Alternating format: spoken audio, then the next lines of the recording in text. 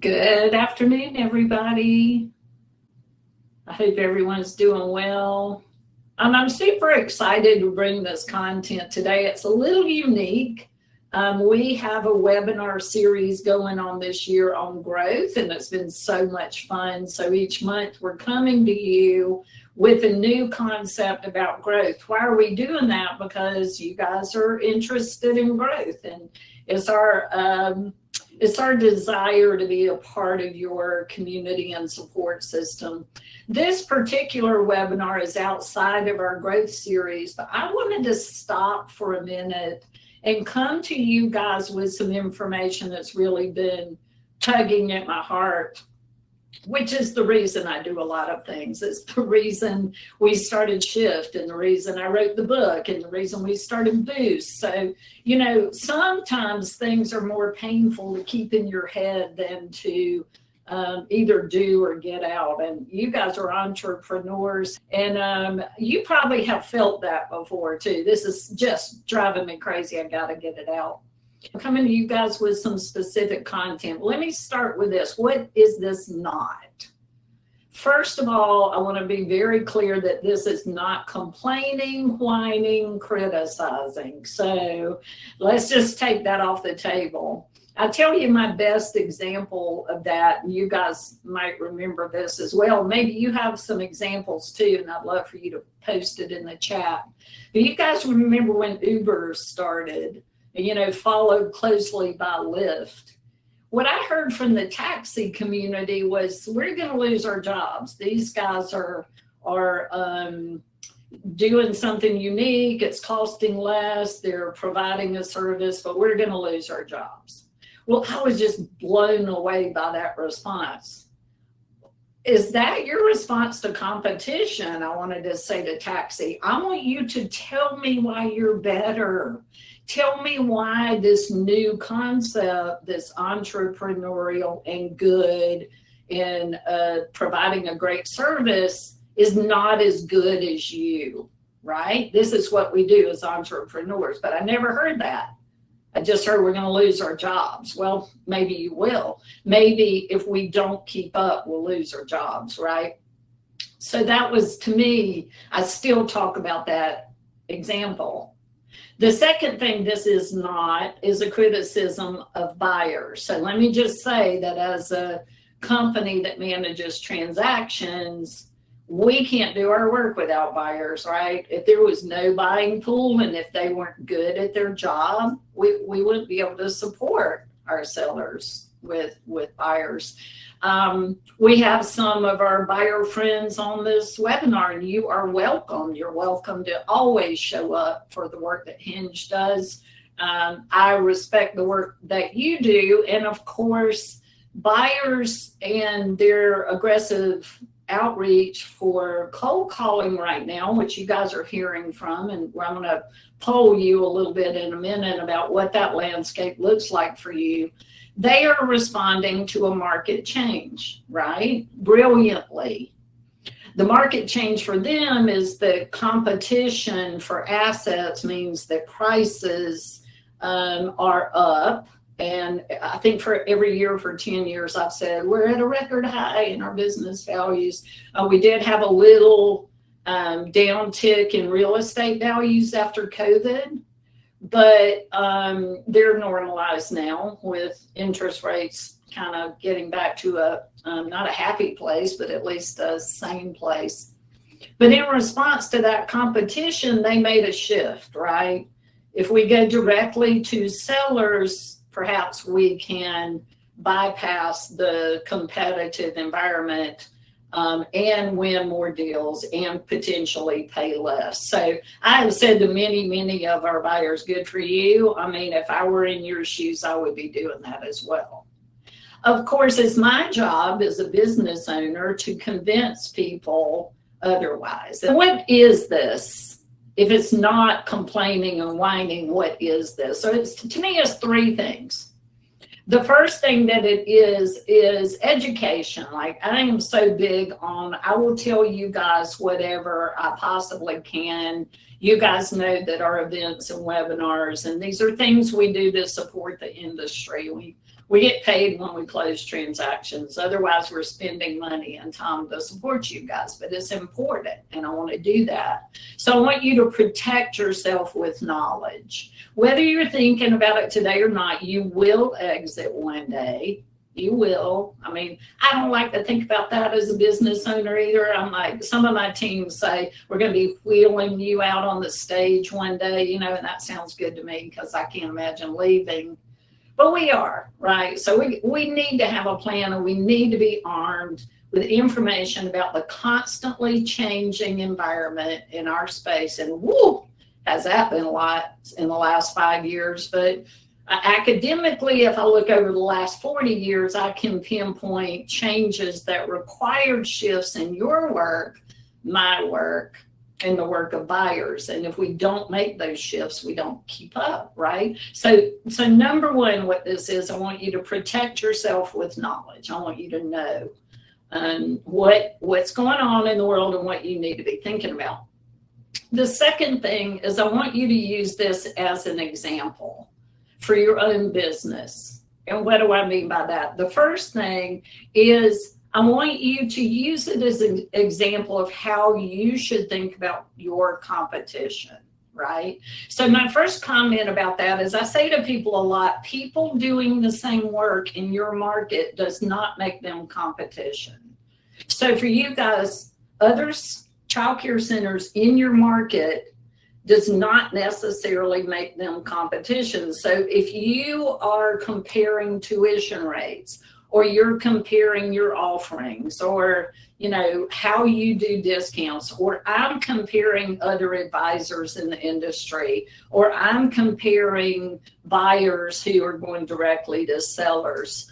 The first thing to do is, how do you think about the competition? A person doing the same work is not necessarily competition unless they provide all the same services in the same manner, in the same amount of time, at the same value, right? So I want you to use this conversation as an example of how to think about competition in your own life. I like to use the Goddard Primrose example. So Goddard and Primrose, two, of the largest national groups. They are both franchise groups. They are both, and I use them because they're both growing very quickly. And if they're not in your market yet, they will be. And I want you to be on the lookout for two things. What somebody said to me a couple of years ago, there's a target on your back. If you don't know it yet and you haven't felt it, there's a target on your back, meaning you better stay relevant, right? And Goddard and Primrose are good at what they do. I use them respectfully because they're amazing companies, but you don't need to wait until somebody else comes into your market and potentially does it different or better. You need to continually be relevant and stay up to date. So that's the first thing. I want you to be thinking about how you shift in the market. You know, I've progression over 40 years, big changes after the 2009 and 10 financial crisis. We all shifted in the way we report financially, and we borrow money, and then we got to COVID, and woof, I mean, the changes there with parent communication and strategies for cleanliness and how we bill parents and food. And, for me, the shift in the market has been that all along those points, processes have gotten more complicated. So our former 2-3 person transaction team is now 15 people. Why is that? Because the legal work, the diligence work, and the financial work has gotten so complicated that it takes a lot more people to get from start to finish. So I'll talk more about that. So I want you to use this as an example for yourself of how to shift in the market. And then the last thing is I want you to think about it as an example of competing with free. So how long have we been talking about in your world universal pre-K, right? And I hear all the time, just heard it yesterday, how do you can't compete with free. You can't compete with free. That's true to a certain point. If someone can get a service and not pay for it, here's the kicker, and it's good and it serves them, they will choose free. Your job is to point out to them, communicate to them why what you offer is worth paying for, right? So that's your job. I've said forever in the industry, we are doing amazing things, and you guys really stink at communicating that. Well, so do I. Let me call myself out today. And that's part of the reason that I'm here. But think about how to compete with free. You have to communicate value to people. You have to make them understand why what you provide is worth it and valuable. Right? Okay. So that's what I want you to use this format for.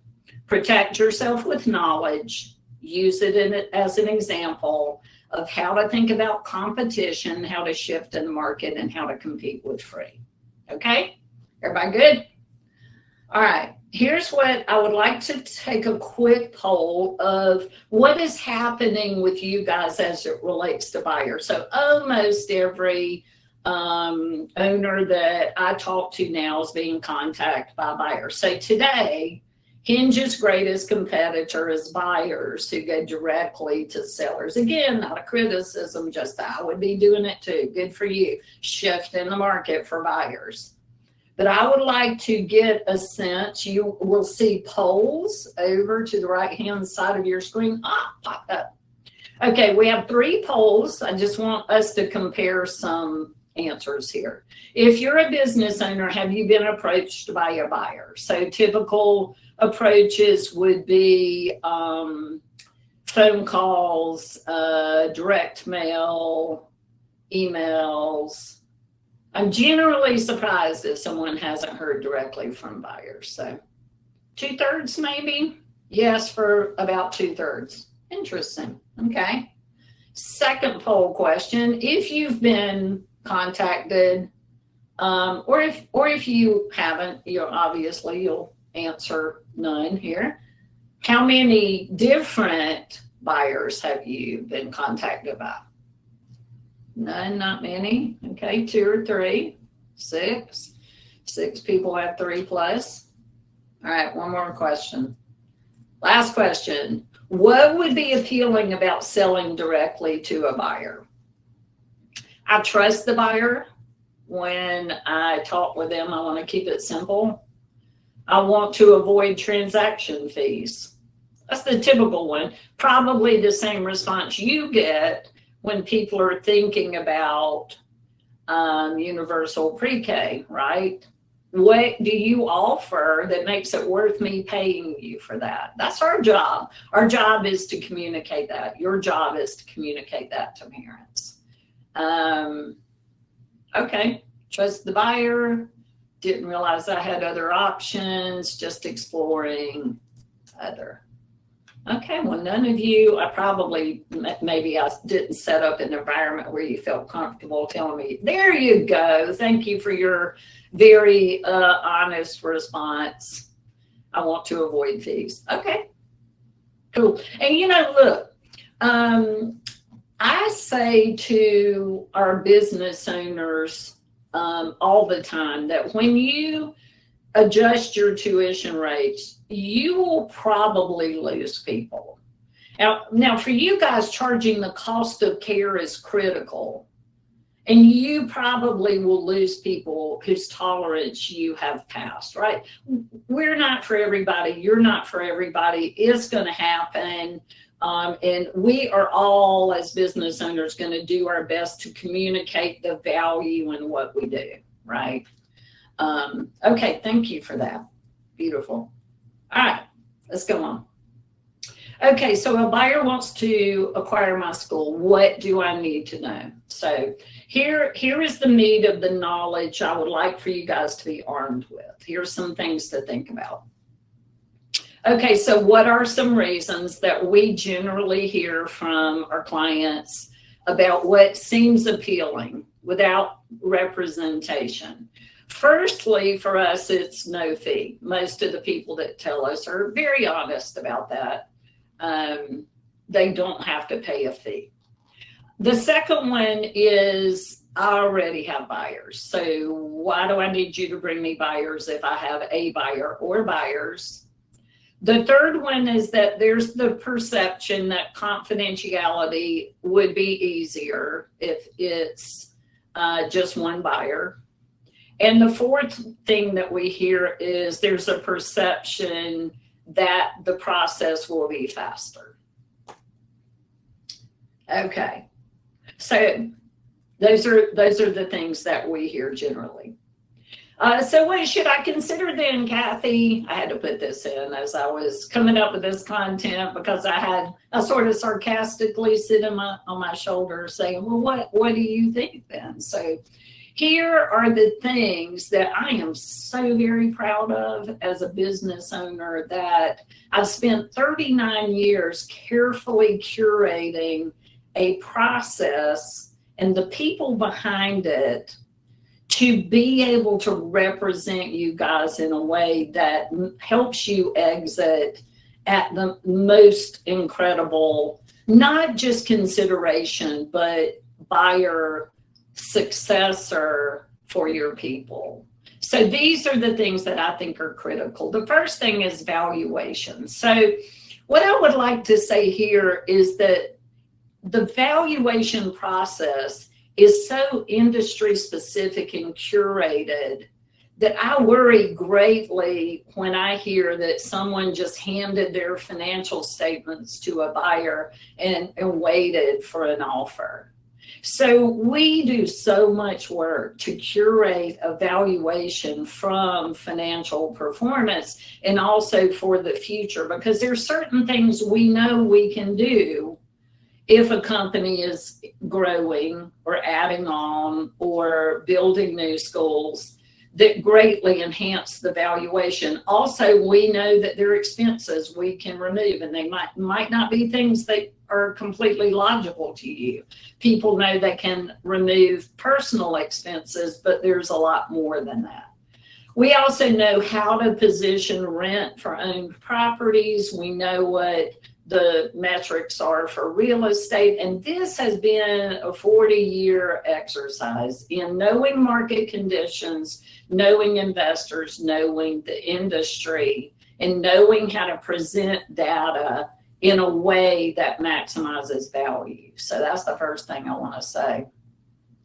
The second thing I want to address is confidentiality, and this is critical for a process, and we are fanatical about it. So while working with just one buyer, would it minimize confidentiality? Maybe. I could see why that argument would be slightly thought of. We have certain mechanisms of going through the process with NDAs, with the way we manage visits and tours and communicate with teams and parents and licensing and inspectors, and we are fanatical. We know exactly what to say when and how to manage that process. There have been so few breaches of confidentiality over the years because of that process, but I will give you a spoiler alert. If we ever have a breach, it will come in a licensing agent or an inspector who the communication just didn't get down to the right person.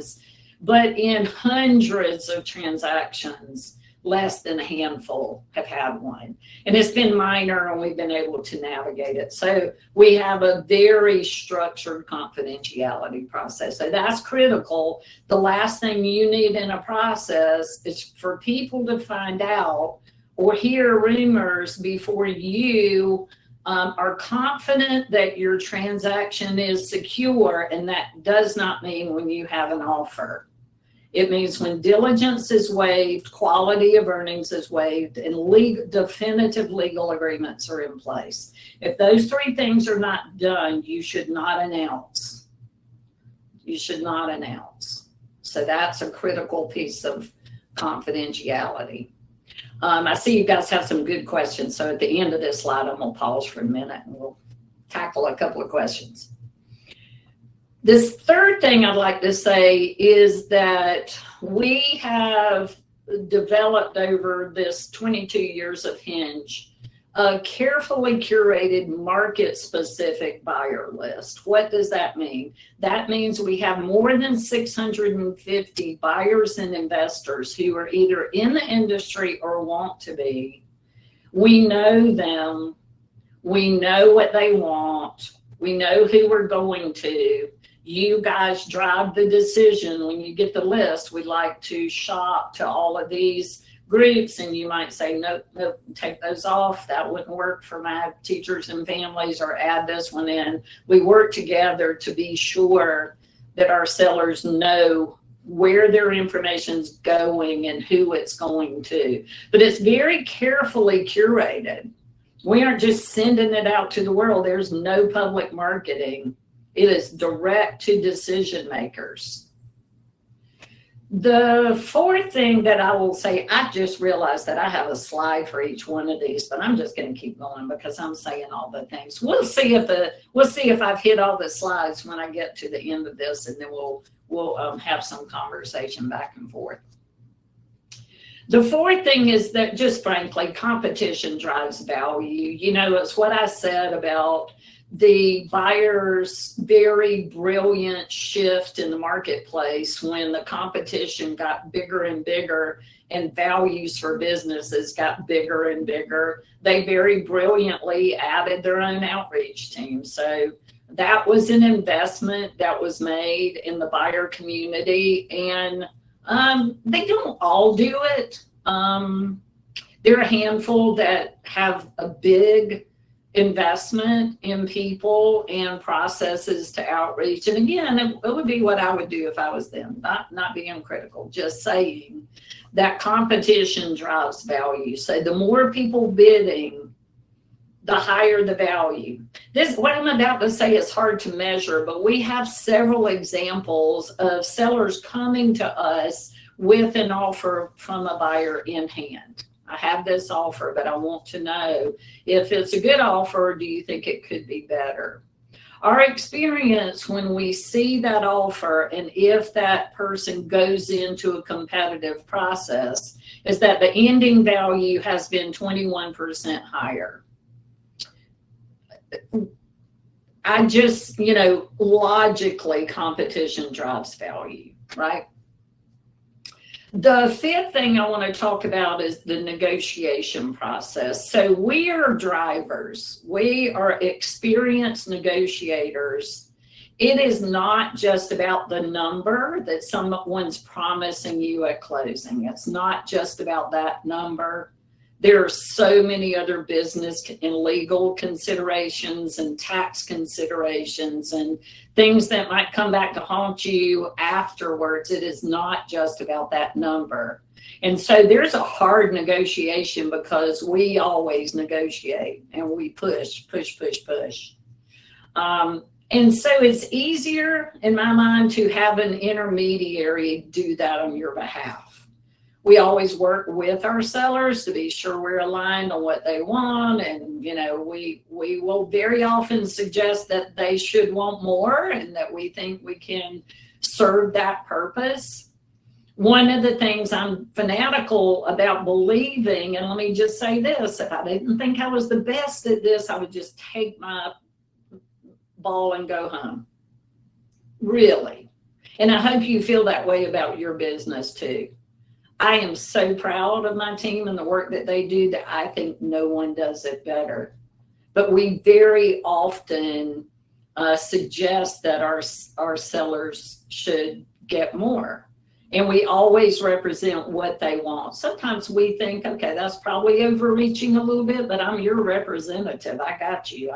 I'm doing what you say. So to have someone negotiate on your behalf is critical.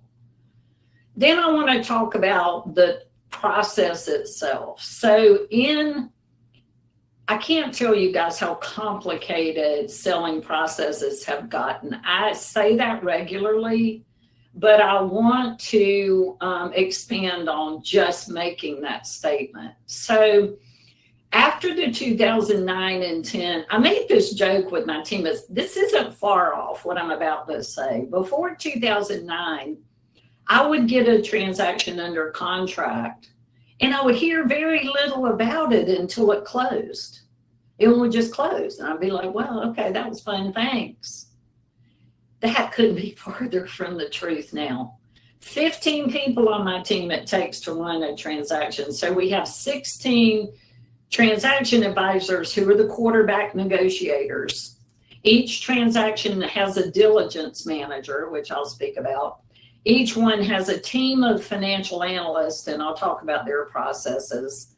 And we coordinate with our sellers, CPAs for tax considerations, and attorneys for legal documents. So in the process, as soon as a letter of intent or an offer is signed, and let me just stop there, because a letter of intent is about so much more than the price. A lot of people will say, well, I got the price I wanted. Did you get, are you gonna get surprised with a non-compete later? Do you have the indemnities that you want? Are you going to have an earnout? Is there a note? Is it all cash? How are your people going to be treated? When are you going to notify? How's the license? We have a list several pages long of information that we want to see in a letter of intent. And that's just the beginning of the legal agreements. So once that letter of intent is signed, now we're off to the races, but 3 processes happen simultaneously: diligence, financial processes, and legal agreements. So in the diligence process, we will get a multi-page request for information, pages and pages and pages. And that's okay, we're prepared. We set up a data room that we closely monitor. We take your information, we check it, we organize it, we keep you posted on what else needs to be provided. We push back. Sometimes we get requests that we're like, oh, come on.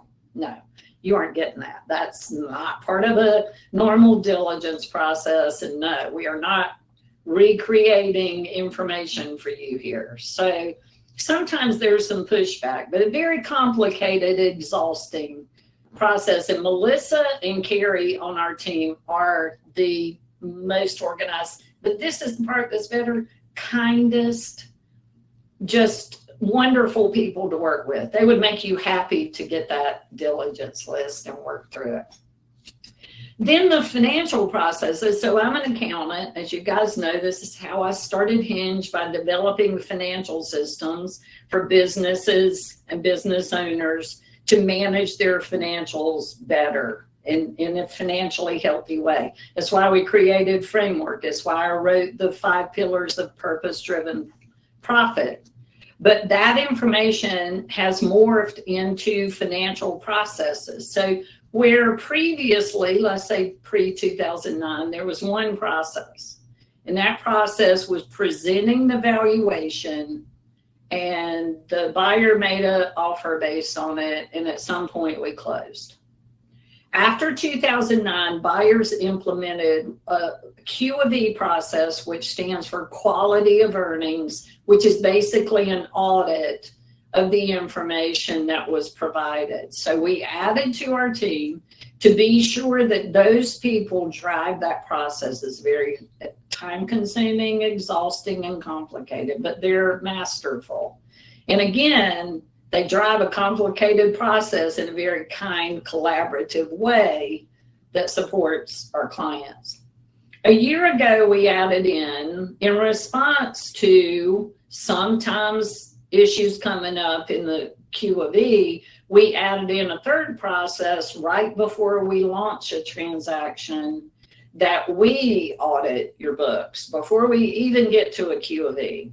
So we do an audit of revenue, salaries, and rents. Those are the 3 big places where people will get caught up. And let's say you agree to a purchase price at a letter of intent. You haven't even started a financial review yet. If you get into a process, are you going to close at that same value? There's a good chance the answer to that is no. Because if your valuation hasn't been performed well and curated, if there was no financial review, and this isn't a criticism, as people sometimes present things incorrectly, or they just aren't thinking about the different categories things should be put in. But you could get into a quality of earnings process and never close with the amount that you expected to get. So that's what we're trying to prevent with this very robust team. And then on the legal agreements, you will get either an asset purchase agreement or stock purchase agreement for your business, or lease assignment, or real estate contract for your real estate. And the Hinge team knows industry standards. So while we don't give legal advice, we don't negotiate between attorneys, we provide industry-specific metrics and benchmarks, industry standards to help you minimize taxes, create less exposure for yourself in the future legally, and know what industry standards are for certain portions of the legal agreement. It's extensive. And so I feel like that's quite valuable. And then the last thing I'm going to talk about is culture fit. To me, this is just important as the price. And one of the things I love about the very competitive environment that we're in is that a broad process allows you to choose the best culture fit. I was on with a buyer this morning, which I do frequently, and we just catch up and they want to know what's going on in the world and how they can grow quicker. And we talked about culture fit, and I say to people regularly that very often our sellers will choose the successor company that they feel like will serve their children, families, and team the best. I had a meeting yesterday with a potential seller. 95% of the conversation was about protecting their people. 5% was about the value in the process. But there's a lot to talk about because there's a lot we can do to protect people.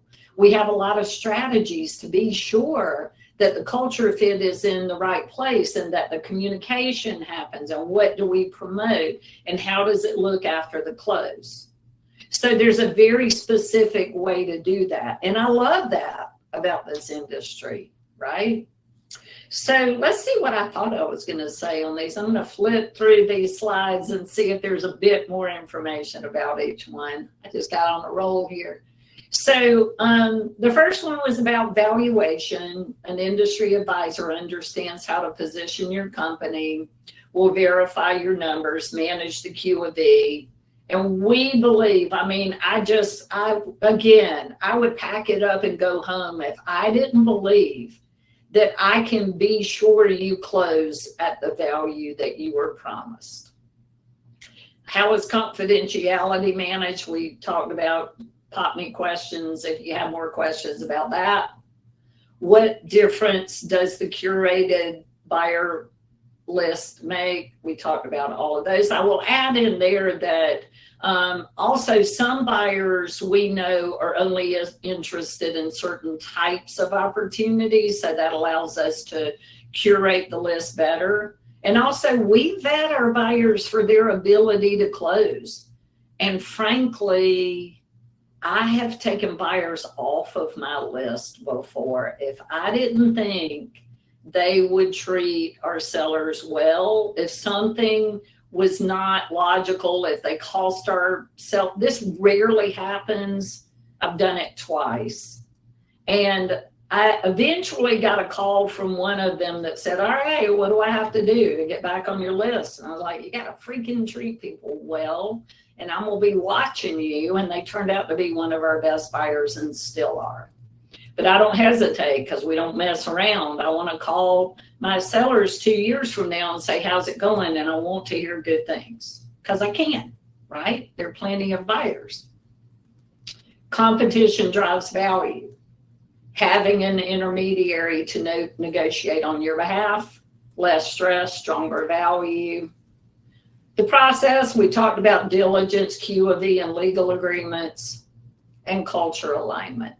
I want you to be able to proudly say to people, here's somebody I believe in. It's hard. Let me just say the transition is hard because your people love you, and a new investor, new buyer isn't going to be you. But with the right one, if your people are encouraged to give them a chance, they're really good. Look, if they weren't good at taking care of people and communicating well, they wouldn't be able to grow. And they have a mission of growth. Our buyer community is good. I really love to give them the compliments they need. So I'm going to jump over here to some of the questions. You guys put more in. If you have some more, I'm going to check. Okay, you guys listened well and put them in the chat. Okay, Jill, crafting a sale as a stock sale eliminates the needs of tons of paperwork. Transferring state, maybe. We'll talk about that, okay? Transferring state and federal programs, other than changing the contact person, state licensing will still be required. Okay, so what you're referring to is something like the state subsidy program, but not state licensing. So those are two different things. And thank you for that comment, Jill. Let me speak to each one individually. So in some states, what Jill's referring to is there are two ways to sell a company. You can sell its assets or you can sell its stock. And before COVID, we rarely had a buyer comfortable with purchasing stock. And why is that? The reason is that without the right legal protections, a new investor is going to be responsible for all the liabilities for the entire life of the company before they even bought. And so that's why they would stay away from it. Immediately after COVID, the majority of our transactions were stock. And why was that? Because we had a lot of grant funding in the market. And because of the grant funding and the way that it was set up, if there was a change of ownership, that new owner would lose the ability to obtain those grants. And no one wanted that, right? That was our lifeline. So the majority of our transactions switched to stock. When that happened, the buyer community became very adept at legal language. This even more complicated our legal agreements, but legal language that would protect them from the liabilities that they didn't want to be responsible for. So we still see it. Some states will not require a new license for a stock transaction. Some states do require a new license for a stock transaction. Some buyers will do a new license, whether the state requires it or not. And every state requires a new license for an asset purchase. So that's what Jill's referring to. On the other hand, you seem to be also referring to state and federal programs, which are child development block grant funds or other programs like that. Good shout out, Jill. Typically, those do not require a lot of transfer work. In some of those situations, the provider is protected with the ability to approve the new investor. With a good relationship from the seller with that entity, we almost never have an issue. We actually almost never have an issue with an asset transaction either, even though, as you said, Jill, it's more paperwork. So thank you for calling that out. So Sue, selling a business has become so complex and is so time consuming that paying a transaction fee may be far less than potential legal fees. Thank you, Sue. That's just one of the things. It really is. Y'all, like I said, if I didn't believe strongly in this, I would just pick up my chips and go home. I am so passionate in my belief that you guys need to be represented. If it's not me, let it be somebody. Let it be somebody, because your interests are critical in this. There are so many things that, if not designed well, not just the value. So, I believe strongly I can get you more value than you can get yourself. I believe strongly that I will more than pay for myself. I believe that very strongly. But besides that, just the potential liability and the future of your company is so critical that I really want you to have representation. I just think it's critical. So thank you for that, Sue. Jill, do you see that current high interest rates have resulted in fewer buyers? You'll be surprised when I say this, because I get this question a lot, this great one. No is the short answer. It's amazing. So most of our buyers are equity backed, meaning that they're less, they do, some of the larger groups will add in layers of debt, but largely they're investing private individuals' money in, and we can have if you guys have a question about it, I'm ready to hit head on private equity, because we hear that in the community like it's a bad word. And I feel strongly against that thought as well.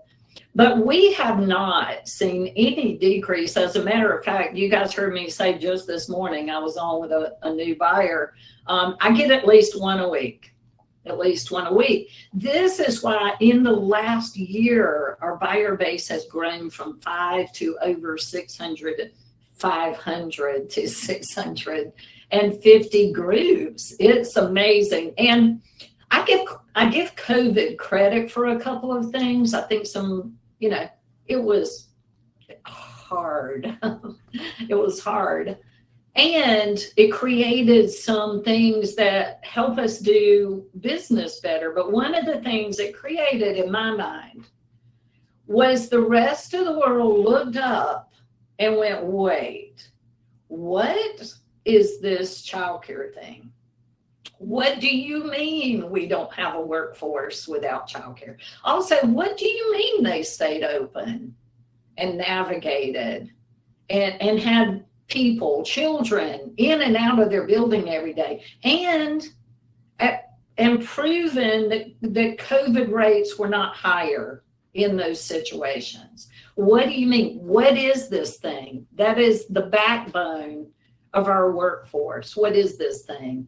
That makes my heart so happy. I've been around a long time with people saying that little daycare thing, that little, whatever disparaging term about the very critical, amazing work that you guys are doing. So I just really, it's interest rate agnostic. It's, and real big inflation since COVID. So no, it seems logical that it would, but the short answer is no.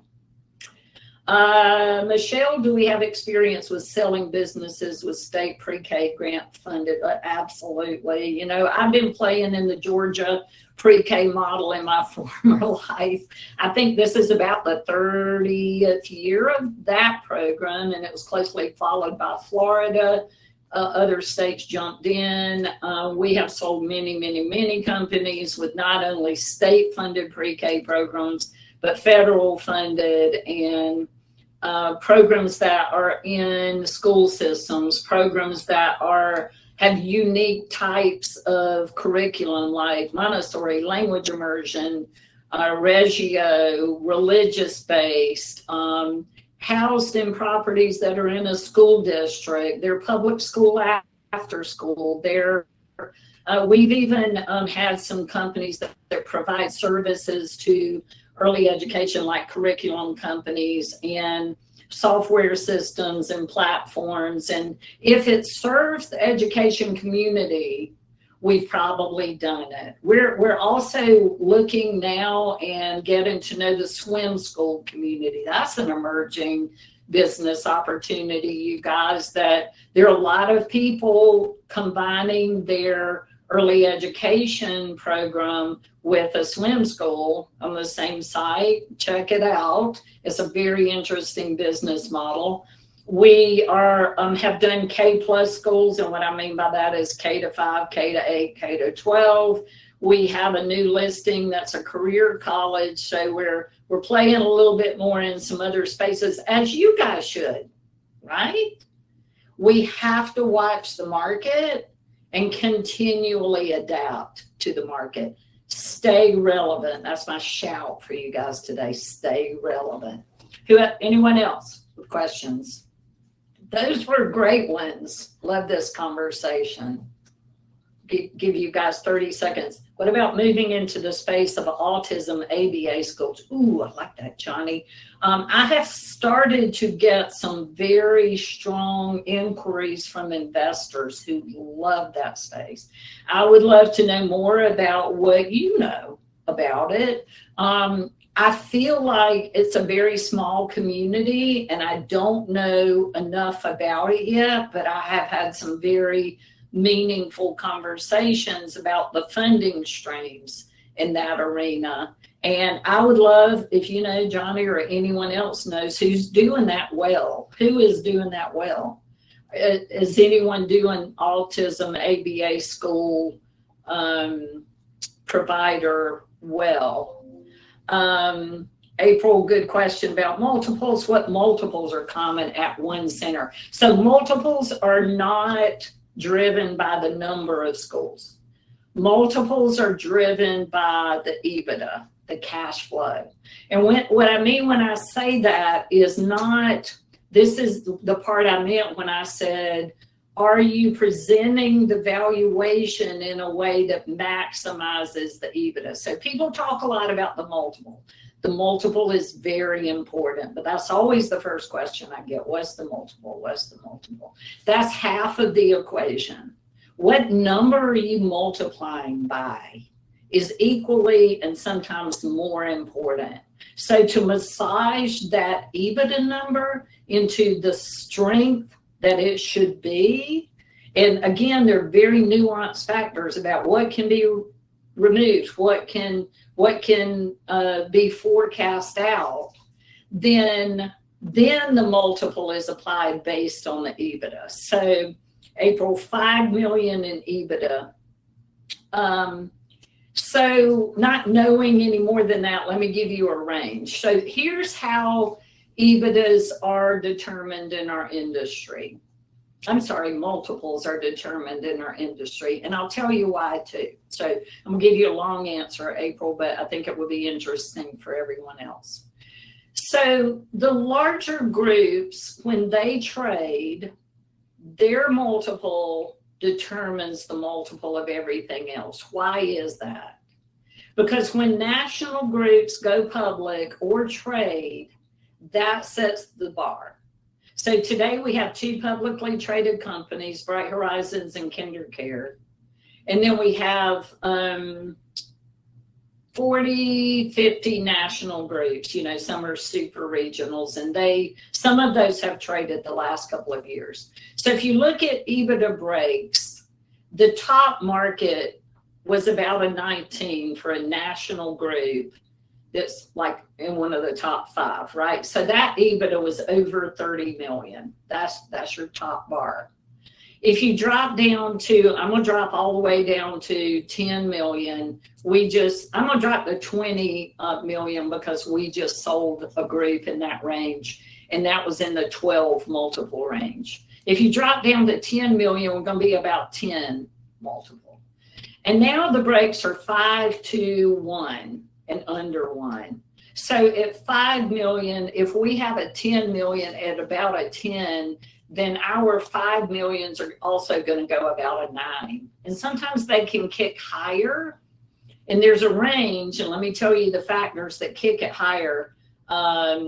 Quality of real estate, even if it's old, y'all. Compete with bright and shiny. Compete with bright and shiny. I mentioned Primrose and Goddard, love them, but they're coming to your market. Keep your facility up to date and don't wait and pull your head out of the sand one day and go, what just happened? So, sorry, I lost my train of thought. Okay, 5, the factors that move it along the range. quality of real estate, private pay versus subsidy. And I'm sorry to say this, but I disagree with this, but buyers feel like private pay schools get a higher multiple. Here's why. Even though if you look at the history, the subsidy programs have paid as well or better. All during COVID, they were very stable, right? But they consider subsidy programs to be a single payer. So if it were to go away, a lot goes away, right? It's not like losing one parent. So typically subsidy schools will be pulled to the lower end of the market, and some buyers won't go over about 20% subsidy. Some won't do hardly any. I will say even pure private pay schools will always have a dribble. It'll be a team member or a foster child. So it's rare not to have one or two. But some buyers will only go up to 10%, some will go up to 20 to 25, and some will, hardly do any. So it doesn't eliminate buyers. It does affect multiples, and it does affect the number of investors who will consider it. So that's a factor. Quality of programming. Some people, with sizzle programs like Reggio Montessori, language immersion, religious based, again, doesn't reduce the multiple, but it will knock a couple of investors out who just don't operate it, don't understand it, don't want to play in it. Not that there's anything wrong with it. They'll just take a approach where they won't invest in it. So those are the things. Let me see if I got your question. 5 million, 1 million. Okay, so 10 million, also if checks all the boxes, also 9 to 10. If we drop down to 5 million, we're in the 8.5, 9.5. If we drop down to 2 million, we're 7.5 to 8.5. If we drop down to 1 million, we're 6.5, 7.5. I can't really tell you much about those under. Our buyer base, we get calls a lot from people with schools who are either struggling, they're smaller, they're in markets that our buyers aren't interested in, and this pains me to say to them, your better opportunity is a local advisor broker, or go to one of your competitors locally. It does not mean you don't have a beautiful asset and business to sell and that there's no value.